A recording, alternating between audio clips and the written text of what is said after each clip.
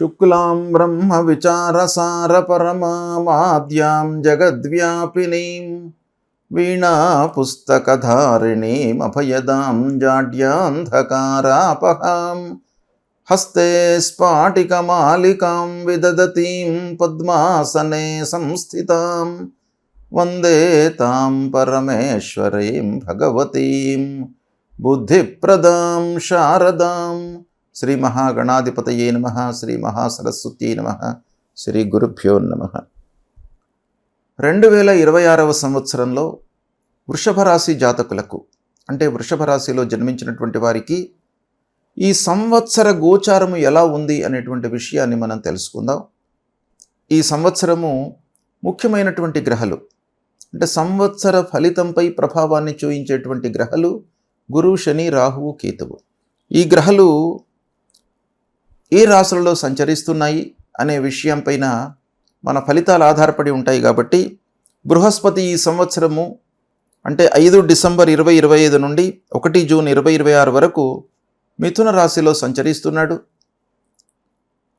1 June 2026 నుండి 31 October 2026 వరకు కర్కాటక రాశిలో సంచరిస్తున్నాడు. 31 అక్టోబర్ 2026 నుండి 24 జనవరి 2027 వరకు సింహరాశిలో సంచరిస్తున్నాడు. అంటే ఈ సంవత్సరము గురువు, దేవగురువు బృహస్పతి 3 రాశులలో సంచరిస్తున్నాడు. రాశిత్రయ సంచారం ఉంది.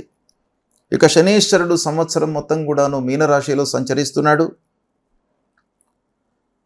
రాహువు కుంభరాశిలో సంచరిస్తున్నాడు. సంవత్సరంలో చివరి భాగంలో అంటే 5 డిసెంబర్ 2026 నుండి ఒక 20 రోజులు మళ్ళీ మకర రాశిలోకి ప్రవేశిస్తున్నాడు. కేతువు 5 డిసెంబర్ 2026 వరకు సింహరాశిలో ఉంటూ తదనంతరము కర్కాటక రాశిలోకి ప్రవేశిస్తున్నాడు. ఈ విధంగా ఈ 4 గ్రహాల యొక్క సంచారము ఈ సంవత్సరం ఇలా ఉంది. అయితే ఈ గ్రహస్థితి వృషభ రాశి జాతకులకు ఎలా ఉంటుంది అనే విషయాన్ని మనం చూసినట్టయితే, ఇకపోతే చతుర్థ స్థానంలో కేతు ఉన్నాడు. ఈ చతుర్థ స్థానంలో కేతు ఉండడం మూలకంగా చతుర్థ స్థానము ఇంటి వాతావరణానికి సంబంధించినటువంటి స్థానం. ఇలాంటి స్థానంలో మీకు కేతు గ్రహము ఉండడము కొంత అస్థిరతను సూచిస్తుంది.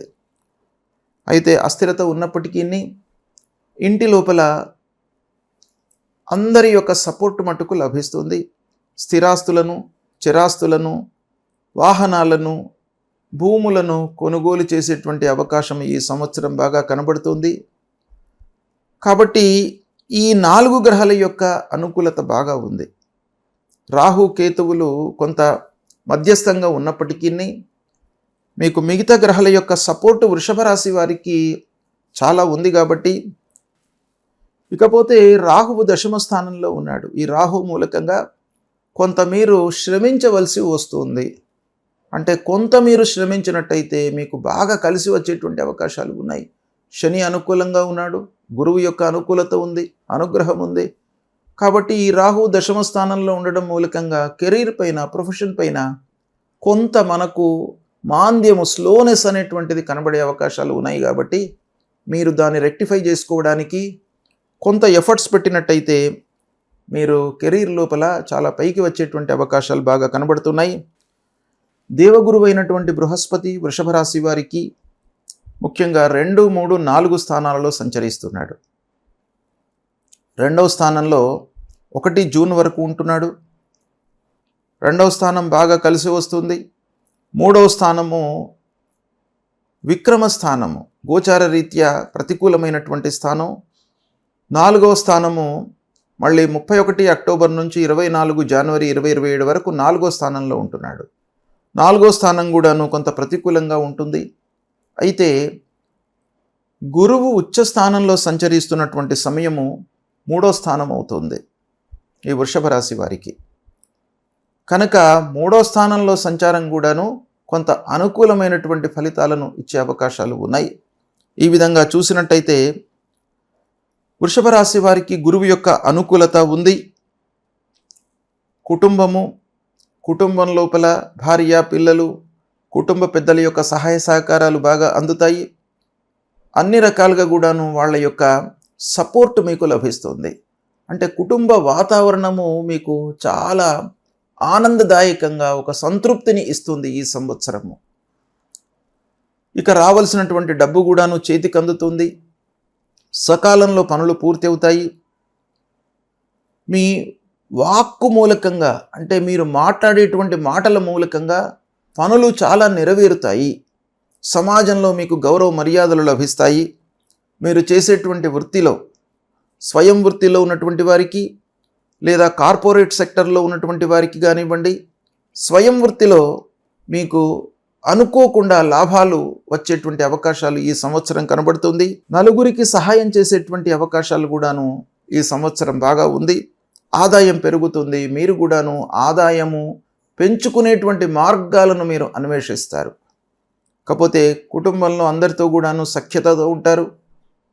ఉద్యోగస్తులకు ముఖ్యంగా ఉద్యోగం లభించేటువంటి అవకాశాలు బాగా ఉన్నాయి. చదువు నిరాటంకంగా కొనసాగుతుంది.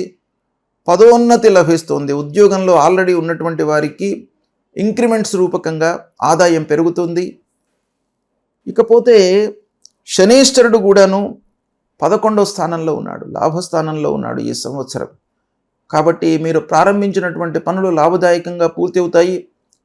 ఆదాయం పెరుగుతుంది. శ్రమకు తగినటువంటి ప్రతిఫలం కూడాను కనబడుతుంది. మీ వృత్తి లోపల ఒక స్టడీగా మీకు ప్రోగ్రెస్ అనేటువంటిది కనబడుతుంది ఈ సంవత్సరం. అది చాలా సంతృప్తిని ఇచ్చేటువంటి అంశం.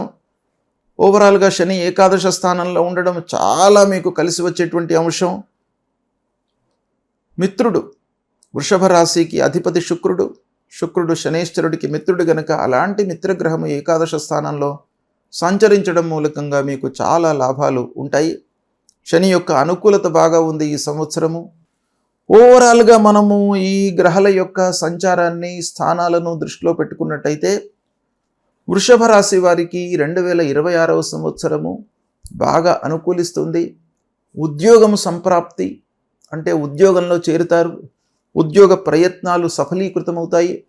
వ్యాపారంలో ఉన్నటువంటి వాళ్ళకు కూడాను వ్యాపారం కలిసి వస్తుంది. వ్యాపారంలో మార్పులు కనబడుతున్నాయి. అంటే మీరు కొత్త వ్యాపారంలోకి ఎంటర్ అయ్యేటువంటి అవకాశాలు ఉన్నాయి.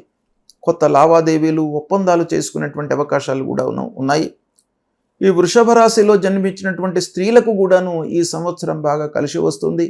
వివాహాది శుభకార్యాలకు అనుకూలమైనటువంటి సంవత్సరము. ముఖ్యంగా ఆర్థికంగా మీరు ఒక మంచి పటిష్టమైనటువంటి స్థితికి ఈ సంవత్సరం చేరుకునేటువంటి అవకాశం బాగా కనబడుతుంది. ఈ విధంగా మనం అన్ని గ్రహాలను దృష్టిలో పెట్టుకున్నట్టయితే ఈ సంవత్సరము మీకు దాదాపు 65% శుభ ఫలితాలు కలుగుతున్నాయి. మీరు మిగతా 35% కొరకు మీ ఎఫర్ట్స్ అవసరము. ఇకపోతే వృషభ రాశి వారికి ఈ సంవత్సరము గురువు 3, 4 స్థానాలలో గోచార రీత్యా ప్రతికూలం, రాహు దశమ స్థానంలో ప్రతికూలం, కేతువు అర్ధాష్టమ స్థానంలో ప్రతికూలం గనక ఈ గ్రహాలను సంతృప్తి చేసుకోవడానికై ఈ గ్రహాలకు సంబంధించినటువంటి మూలమంత్రాన్ని ప్రతినిత్యం కూడాను చదువుకోండి. గురువు కొరకై మీరు సద్గురువులను సందర్శించండి. ప్రతినిత్యం కూడాను దేవానాంచ ఋషీణాంచ గురుం కాంచన సన్నిభం వందనీయం త్రిలోకానాం తం నమామి బృహస్పతిం అనేటువంటి మూలమంత్రాన్ని ప్రతినిత్యం కూడాను చదువుకోండి. అమ్మవారి దేవాలయానికి వెళ్ళండి. అమ్మవారి దేవాలయానికి వెళ్ళి అమ్మవారిని ప్రార్థించండి. స్తోత్ర పారాయణం చేయండి. దుర్గే స్మృత హరతి భీతిమశేష జంతో స్వస్థై స్మృత మతిమతీవ శుభాం దదాసి దారిద్ర్య దుఃఖ భయహారిణికా త్వదన్య సర్వోపకార కరణాయ సదార్ద్ర చిత్త అనేటువంటి ఈ మూలమంత్రాన్ని మీరు అమ్మవారి దర్శనం చేసుకున్నటువంటి సమయంలో ఏకాగ్రతతో అమ్మవారి ముందు నిలబడి ఈ శ్లోకాన్ని పఠించినట్టయితే అమ్మవారి యొక్క అనుగ్రహం పొందుతారు. మీరు ఇవి పాటించినట్టయితే మీకు వృషభ రాశి వారికి ఈ 2026వ సంవత్సరము చాలా అనుకూలిస్తుంది.